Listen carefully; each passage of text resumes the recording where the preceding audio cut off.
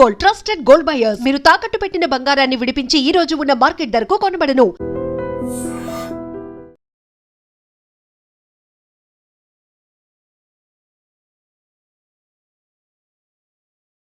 రాజస్థాన్లో అత్యంత అమానుషమైనటువంటి ఘటన జరిగింది. 13 ఏళ్ల బాలికని 30 మంది వరుసపెట్టి అత్యాచారాలు చేశారు. నిజంగా దేశం మొత్తం కూడా ఒక షాక్‌కి గురైనటువంటి ఘటన. 2-3 రోజుల నుంచి మీడియాలో కూడా మనం చూస్తా ఉన్నాం. ఎంత దారుణమైనటువంటి ఘటన అంటే నిజంగా ఆ బాలికకు సంబంధించిన కుటుంబ సభ్యులు కన్నీళ్లు పెట్టుకుంటున్నారు. అసలు ఏడ్చి కన్నీళ్లు కూడా ఆగిపోయిన పరిస్థితి ఉంది. నిజంగా అక్కడ ఉన్నటువంటి స్థానికులు కూడా తీవ్ర ఆగ్రహంతో ఉన్నారు. ఇంత దుర్మార్గం చేస్తారు. ఆడపిల్ల ఇంట్లో నుంచి బయటకు వస్తే ఇంత దారుణంగా ఒక ఆడపిల్ల జీవితంతో ఆడుకుంటారని చెప్పి ఆ ఊరు మొత్తం కూడా రోడ్ల మీదకి వచ్చి పెద్ద ఎత్తున ఆందోళన చేసింది. సో పోలీసులు కూడా చాలా సీరియస్గా ఈ కేసును తీసుకున్న పరిస్థితి ఉంది. కేసు వివరాల్లోకి వెళితే మొన్న జూన్ 18వ తారీఖు, గత నెల 18వ తారీఖున 13 సంవత్సరాల బాలికండి ఇంట్లో నుంచి బయటకు వచ్చింది. ఇంటి దగ్గర నుంచి బయటకు వచ్చినటువంటి ఆ అమ్మాయి అంటే అదృశ్యం అయిపోయింది. 18వ తారీఖు నుంచి కనపట్ల.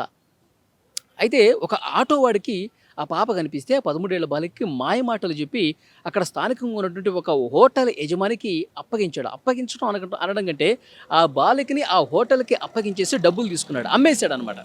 ఆ బాలికని అమ్మేసి ఆ ఆటో వాడు వెళ్ళిపోయాడు. అక్కడి నుంచి స్టార్ట్ అయింది అసలు ఈ కేసు. ఆ హోటల్ వాళ్ళు ఆ అమ్మాయిని చాలా దారుణంగా 2-3కి అప్పగించి వాళ్ళతో అత్యాచారం చేయించి వాళ్ళ దగ్గర డబ్బులు తీసుకుని తర్వాత ఈ హోటల్ వాడు ఇంకొక హోటల్కి పంపించడం ఆ అమ్మాయిని, అక్కడ ఇంకొంతమంది ఆ పాపం మీద అత్యాచారం చేయటం, తర్వాత వాడికి తెలిసినట్లు హోటల్ అందరూ ఒక చైన్ లింక్ కదా, వాళ్ళందరూ ఒకటే. సో ఈ హోటల్ నుంచి ఆ హోటల్ కంటే క్యాష్ చేసుకోవటం కోసం నా దగ్గర ఒక అమ్మాయి ఉంది, అక్కడ మీ హోటల్కి తీసుకెళ్ళండి, మీరు కూడా డబ్బులు చేసుకోండి, తర్వాత ఇంకో హోటల్ పంపించండి. అట్లా 13 ఏళ్ల బాలికని 4 హోటల్స్ తిప్పి 30 మంది చేత అత్యాచారం చేయించి చాలా దుర్మార్గంగా ప్రవర్తించారండి. కేవలం డబ్బుల కోసం ఈ విధంగా దారుణంగా 30 మంది వరుస పెట్టి అత్యాచారం చేసినటువంటి పరిస్థితి ఉంది. నిజంగా చాలా బాధ కలిగించే విషయం. అయితే ఈ పోలీసులు కేసు నమోదు చేశారు, దర్యాప్తు చేస్తూ ఉన్నారు. పాప స్టేట్మెంట్ రికార్డ్ చేసుకున్నారండి. ఆ పాప స్టేట్మెంట్ రికార్డులో కూడా ఒక భయంకరమైనటువంటి వార్త ఏంటంటే, ఇంతమంది వరుస పెట్టి అత్యాచారాలు చేస్తున్నటువంటి టైంలో కడుపులో తీవ్రమైనటువంటి నొప్పి ఉంది, నన్ను వదిలేయండి, నన్ను మా ఇంటికి తీసుకెళ్ళండి అని చెప్పి ఆ పాప ప్రాధేయపడితే అక్కడ ఉన్నటువంటి ఒక హోటల్ నిర్వాహకుడు, 4 హోటల్స్ ఉన్నాయి కదా, అందులో ఒక హోటల్ ఓనర్ అన్నాడంట, మద్యం తాగితే ఇగో ఈ గ్లాసులో మందు పోసాను, మందు తాగు, ఈ మందు తాగితే నీకు అసలు నొప్పి అనేది ఏమీ తెలియదు, నొప్పి అసలు ఉన్నట్టు కూడా తెలియదు అంటే మద్యం మత్తులో అంటే మత్తు ఎక్కితే ఇంకేమి నొప్పి తెలియదు అన్నట్టుగా వాడు గ్లాసుల మీద గ్లాసులు మద్యం కూడా తాగించాడంట ఆ పాప చేత.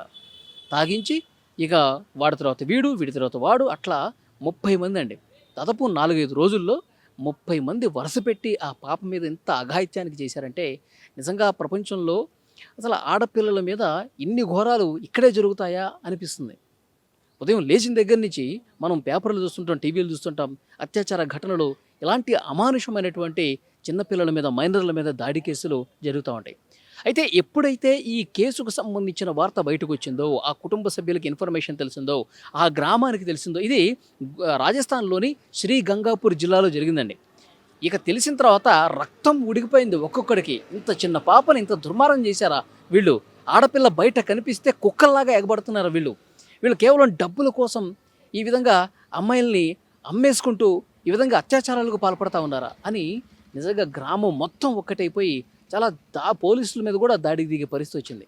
ఇక పోలీసులు కూడా వాళ్ళని కొంత శాంతపరిచి ఇన్వెస్టిగేషన్ చేసి మొత్తం 30 మందిలో కొంతమందిని పట్టుకున్నారు, కొంతమంది పట్టుకుని వాళ్ళకి తాళ్ళు కట్టేశారండి. మీరు ఆ వీడియోలు కూడా చూసుంటారు స్క్రీన్ మీద.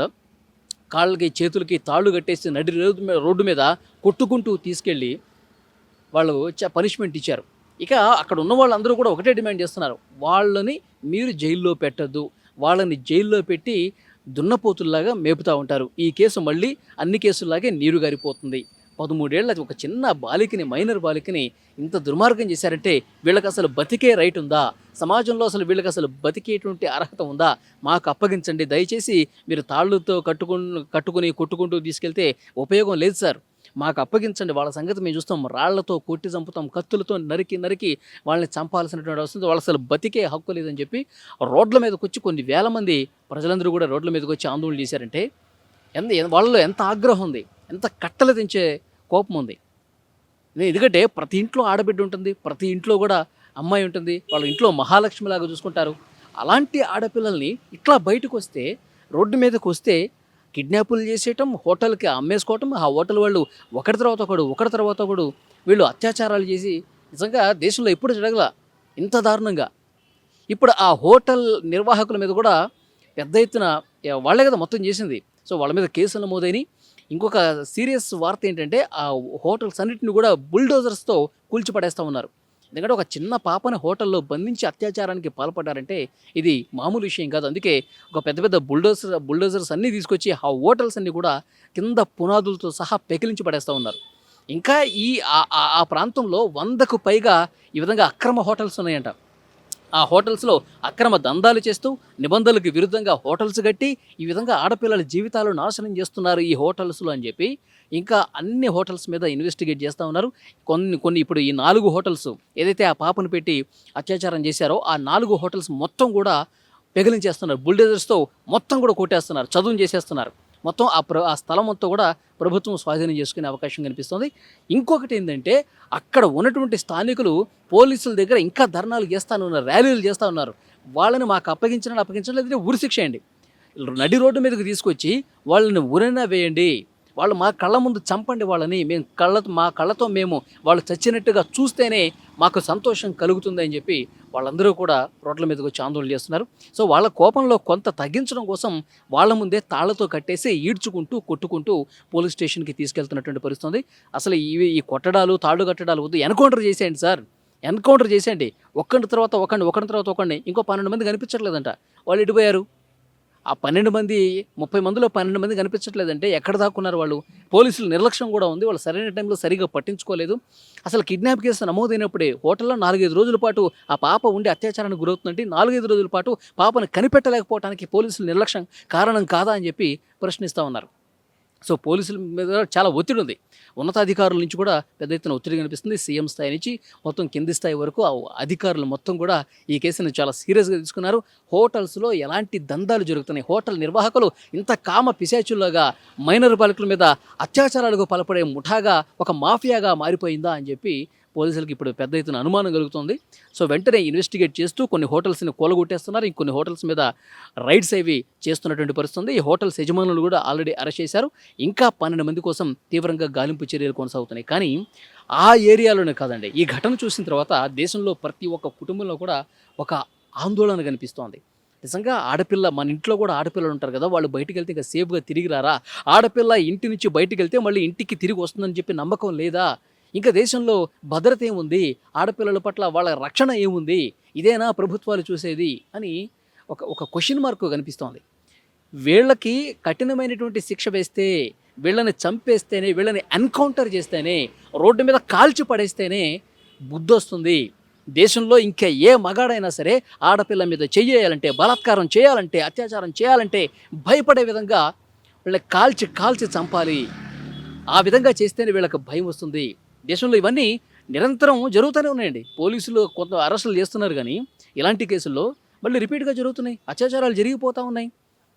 సో డెఫినెట్గా పోలీసులు చెప్తా ఉన్నారు, మేము మీకు న్యాయం చేస్తాం, బాలిక కుటుంబానికి డెఫినెట్గా న్యాయం చేస్తామని చెప్తున్నారు. కానీ ఇలాంటి న్యాయాలు వద్దు, వాళ్ళని ఎన్కౌంటర్ అన్నా చేయండి, మాకన్నా అప్పగించండి అని చెప్తున్నారు. ఇంకా అక్కడ ఉద్రిక్తతలు, ఘర్షణలు కొనసాగుతూనే ఉన్నాయి. సో ఇంకా ఫర్దర్ ఇన్వెస్టిగేషన్ ఎలా జరుగుతుందో చూడాలి. ఈ వీడియో చూసిన తర్వాత మీకేమనిపిస్తుంది? రాజస్థాన్లో జరిగినటువంటి ఈ అమానుష ఘటన, ఈ దారుణమైనటువంటి ఘటన, 13 ఏళ్ల బాలికని ఇంత దారుణంగా చేసినటువంటి ఘటన మీద మీ అభిప్రాయం ఏంటి? ఆ రాక్షసుల్ని, ఆ దొంగ వెధవల్ని, ఆ కామ పిశాచుల్ని ఏం చేయాలి? ఎన్కౌంటర్ చేయటం కరెక్టా, లేదు అంటే వాళ్ళ జీవితాంతం జైల్లో పెట్టడం కరెక్టా? ఏమంటారు మీరు? Please comment.